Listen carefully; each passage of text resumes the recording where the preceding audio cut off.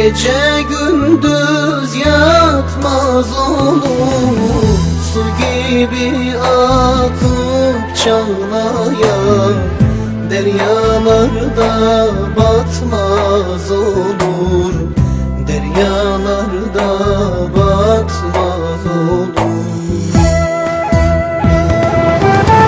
Onun sohbetinden aman bütün eşya olur yalan, tevazuyla namaz kılan kötü yola gitmez olur. Onun sohbetinden aman bütün eşya olur yalan. Sevgili Gergerim.com izleyenleri, şu anda Üzeyir Peygamber kabristanındayız. Yanımızda amcamız var. Önce amcamızı tanıyacağız. Ondan sonra Üzeyir Peygamber hakkında bilgiler amcamızdan alacağız. Önce sizi tanıyoruz. Üzeyir Yoloğlu, 40 senedir Üzeyir Peygamber'e türbedarlık yapıyorum. 11 senedir Üzeyir Aleyhisselam'ın camide resmi imamı. Üzeyir Aleyhisselam 28 Peygamber Kur'an-ı Kerim'de isim olarak geçiyor. Üzeyir Aleyhisselam o 28'inden birisidir.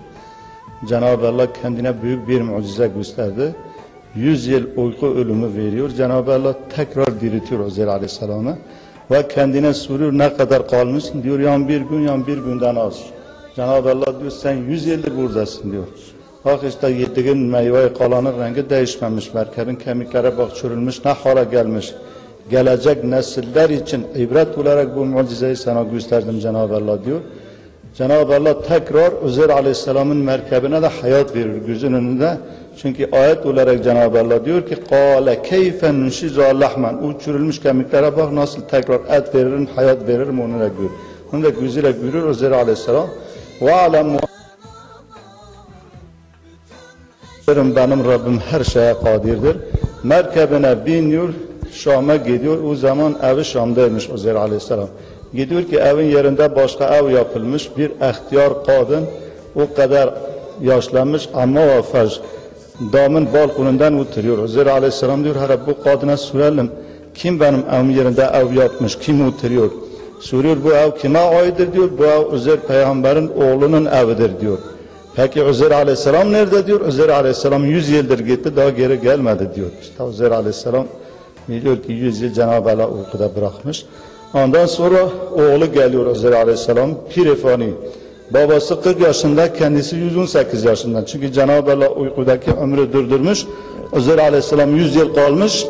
Ne olmuş? 140 yıl ömür dünyadan görmüş fakat 100 yıl kendi de farkında olmamış. 40 yaşında yatıyor, kalkıyor ki yine 40 yaşında. Oğlu da 18 yaşındaymış o zaman. 100 yılda zaman aradan geçiyor, 118. Bakıyor ki bir pirifani geldi, o da diyor bu genç kimdi diyor. Kim ise ihtiyar kadın diyor, hep senin babadan bahsediyor ki bu ev kime aittir, kim bu ailede yaşıyor, kim var, kim yok. Onun için diyor hep senin babadan bahsediyor. Üzeyir Aleyhisselam'ın oğlu dikkatle Üzeyir Peygamber'e bakıyor. Bir ona bakıyor, bir onun merkebine bakıyor. Her iki gözlerinden yaşlar akmaya başlıyor. Üzeyir Aleyhisselam diyor, ya ihtiyar ne ağlıyorsun? Ey genç diyor, eğer bu vaziyeti 100 yıl bundan önce görseydi diyecektin, o babam geri geldi. Sen babam Nebi Üzeyir'e benziyorsun. O zaman diyor, senin o iki gözü yalan söylemiyor. Ben senin hakiki baban, Cenab-ı Allah 100 yıl uyku ölümü bana verdi, tekrar beni diriltildi. Üzeyir Aleyhisselam öyle deyince oğlu diyor, benim babam mucize sahibiydi diyor.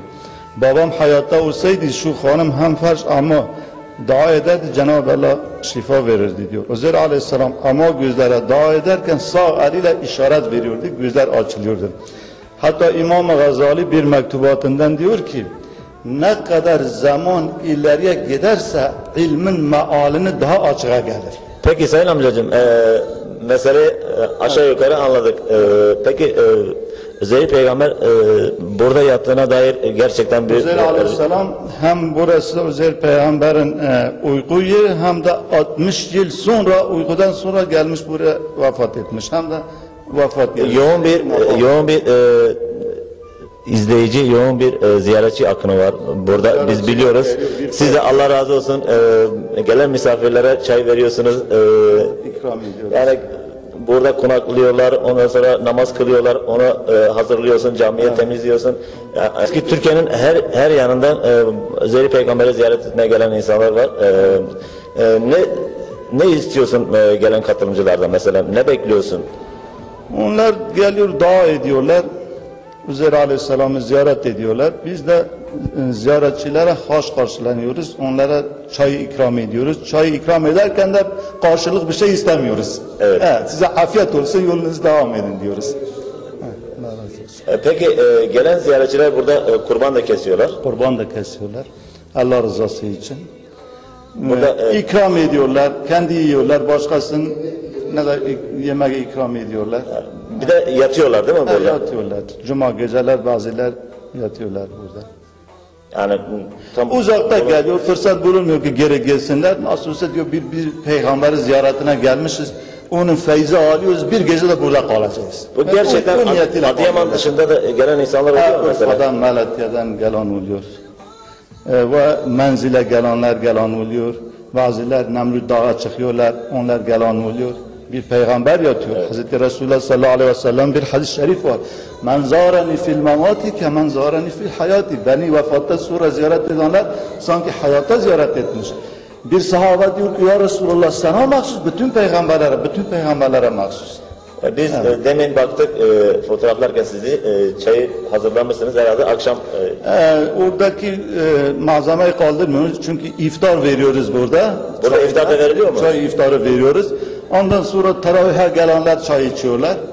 Peki teravihe gelen insanlara namaz kıldırılıyor mu burada? Evet ben resmi imamım dedim. Öyle mi? 11 senedir resmi imamım. Yani isteyen insanlar burada namaz kılabilirler her vakit. Cemaate 45 vakit azan. Tamam, teşekkür ederim. Bazı şeyimiz vardır. 5 vakit namaz kılıyoruz burada.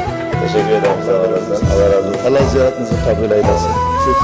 Boşa yatıp çalışmayan, küsü tutup barışmayan, hak yolunda erişmeyen